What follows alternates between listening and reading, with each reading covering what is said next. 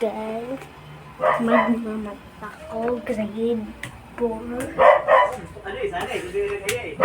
Pataas ako. Nakalapit pala dito tayo. Buksan kayang electric fan.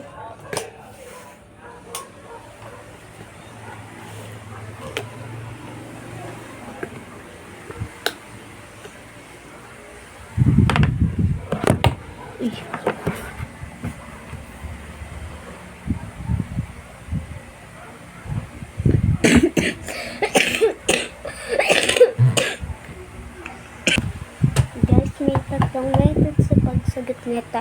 Diba ito, para lang. Ito ang first method, ang perimeter. P is equals to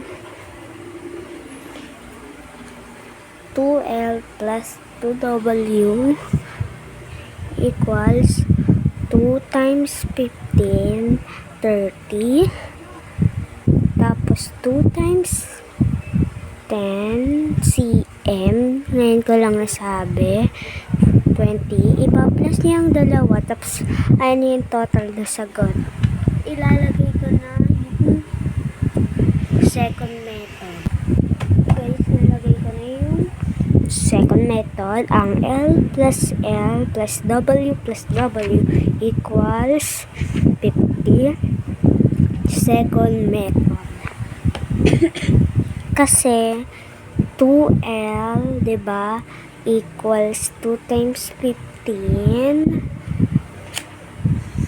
Tapos yung 2L na to, ibig sabihin 2 times 15 na din. Tapos yung 2W, ito parang 2 times 10 na din. Kaya naging sagot dito ay 50.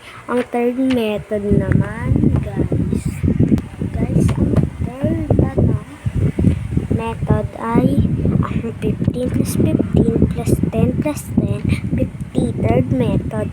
Sasabihin ko sa inyo kung ano ang L tsaka ano ang W. ang ano guys, ang L guys ay LED.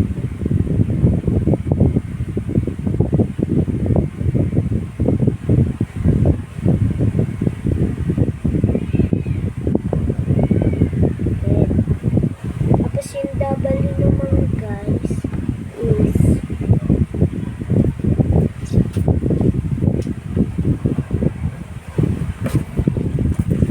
ginagawa mo po.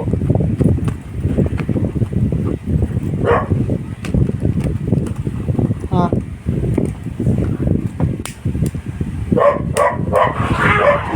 Ginagawa mo yung pusa.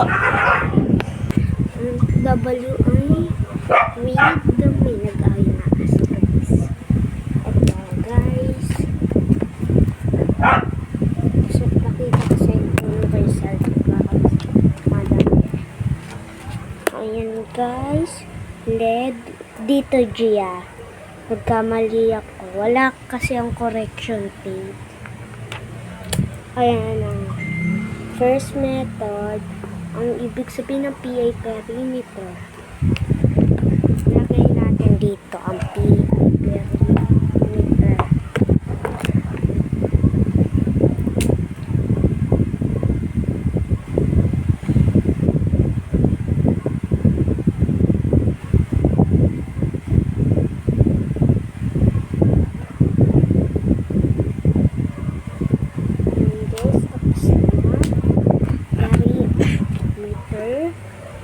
Ang L ay LED, W width, at yung P ay perimeter.